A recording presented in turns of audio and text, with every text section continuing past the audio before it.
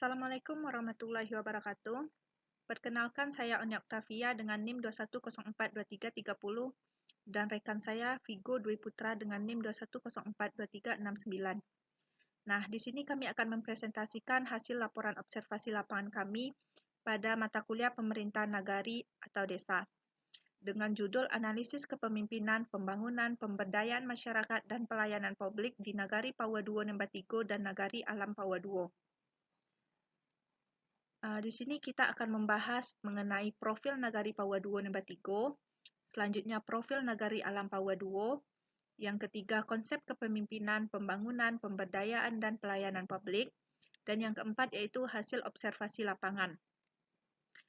Gambar di samping merupakan gambar kantor Wali Nagari Pawaduo Nembatigo. Nagari Pawaduo Nembatigo ini adalah salah satu nagari yang terletak di Provinsi Sumatera Barat, tepatnya pada Kabupaten Solok Selatan.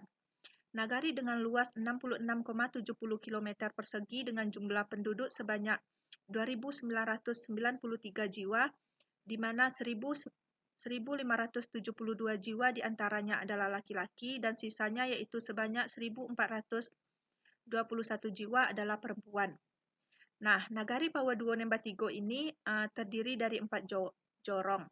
Yang pertama ada Jorong Teratak Bukare, yang kedua Jorong Paninjauan, yang ketiga Jorong Bukit Sikumpau, yang keempat Jorong Pinang Awan. Nagari Pawaduo Nembatigo ini merupakan memiliki keindahan alam yang sangat dramatik. Daerah ini memiliki kawasan perbukitan baik di sisi barat maupun timur dengan hutan yang masih asri dan dialiri sungai-sungai kecil. Kawasan hutan di sebelah timur merupakan bagian dari kawasan Taman Nasional Kerinci, Seblat. Keberadaan hutan ini merupakan sumber keanekaragaman hayati yang patut dilestarikan keberadaannya. Selain potensi hutan hujan tropis, Nagari Pawaduo Nembatigo juga memiliki banyak sumber air panas. Seperti air panas yang cukup terkenal adalah sumber air panas Sapan Maluluang. Sumber air panas ini berada di Jorong Ampalu Dalam atau Jorong Pinang Awan. Hal ini menyebabkan Nagari Pawaduo Nembatigo memiliki potensi wisata alam yang cukup menjanjikan untuk dikembangkan. Selanjutnya yaitu profil Nagari Alam Pawaduo.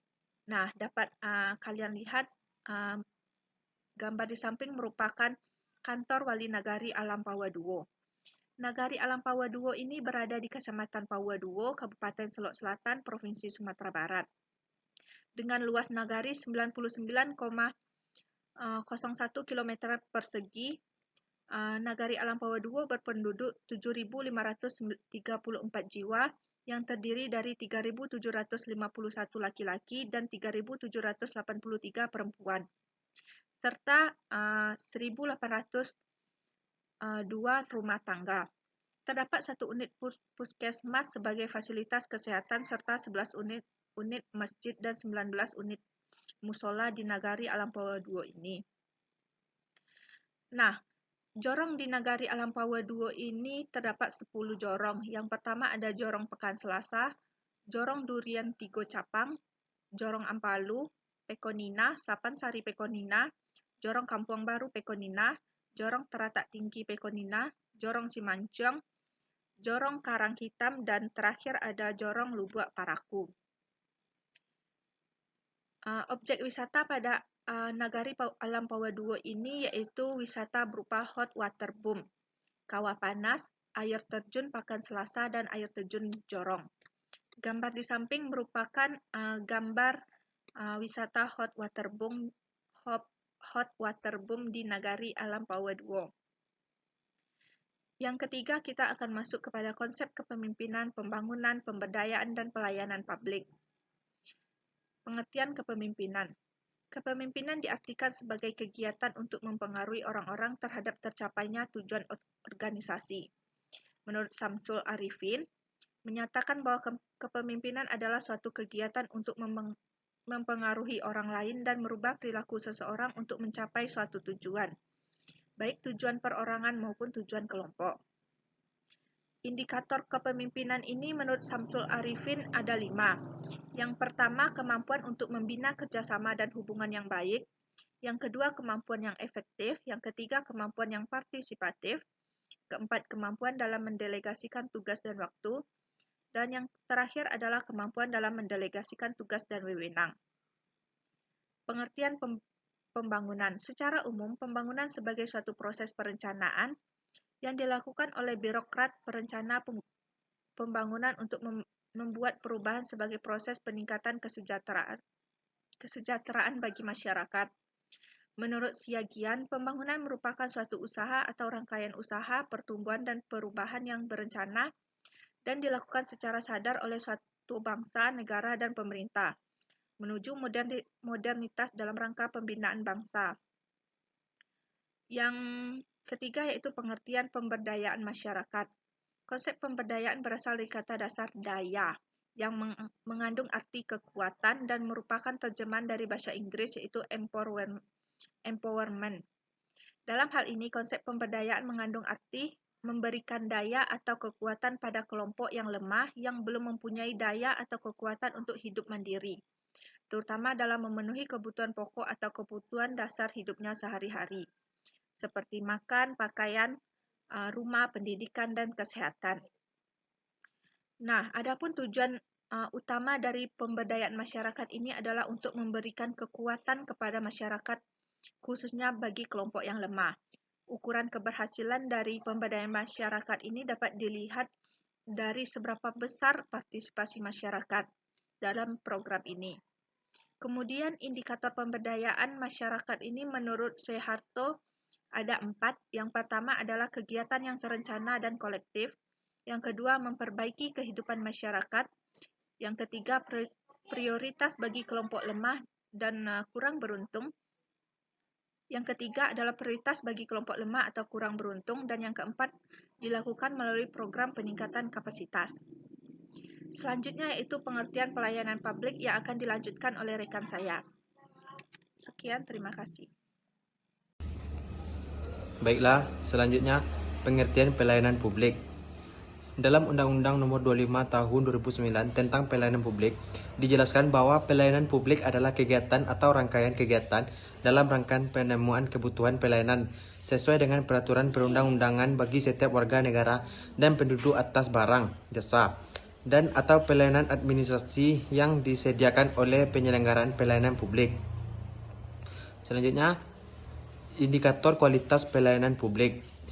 Indikator kualitas penyelenggaraan pelayanan publik menurut Zainal Parasuraman dan Berry 1990 takbiles yaitu fasilitas fisik, peralatan pegawai dan fasilitas komunikasi yang dinamikas oleh penyedia. Empati adalah kemampuan memberikan pengertian kepada pengguna layanan secara individual. Asuransi adalah kepastian adalah pengetahuan, kesopanan, dan kemampuan para petugas penyedia pelayanan dalam memberikan kepercayaan kepada pengguna pelayanan.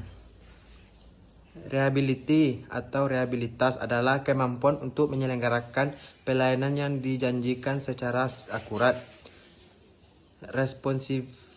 Responsiveness atau responsivitas adalah kerelaan untuk menolong pengguna layanan dan menyelenggarakan pelayanan secara ikhlas. Selanjutnya, hasil observasi lapangan. Di Nagari Pauduo Namba 3, kepemimpinan berdasarkan hasil wawancara dengan Ibu Jumaida selaku Kasih Kesejahteraan Nagari Pauduo Namba 3 dijelaskan bahwa tugas dan tanggung jawab seorang wali nagari sangatlah penting dalam mengelola masyarakat. Wali nagari bertugas memimpin pemerintah nagari mengolah sumber daya yang dimiliki nagari seperti dana desa dan potensi lokal serta memastikan kesejahteraan masyarakat. Selanjutnya, pembangunan berdasarkan wawancara dengan Ibu Jumaida. Pembangunan di Nagari Pauduo Namba 3 saat ini difokuskan untuk pembangunan irigasi pertanian yang menggunakan dana desa. Program ini menjadikan prioritas karena sektor pertanian merupakan tulang punggung perekonomian masyarakat Nagari. Selanjutnya, pemberdayaan masyarakat. Di negari Pauduo nomor 3, pemberdayaan masyarakat dilakukan melalui berbagai program seperti pelatihan kader, pemuda, dan karang taruna. Program pemberdayaan ini dirancangkan untuk meningkatkan kemandirian dan kesejahteraan warga. Dengan fokus pada pengembangan keterampilan, peningkatan kapasitas, dan pemberian pengetahuan yang relevan dengan kebutuhan masyarakat. Selanjutnya, pelayanan publik. Berdasarkan wawancara di Nagari Pauduo nomor 3, belum ada pemanfaatan teknologi seperti web untuk mendukung pelayanan publik, termasuk dalam penyusunan surat menyurat. Selanjutnya, di Nagari Alam Pauduo.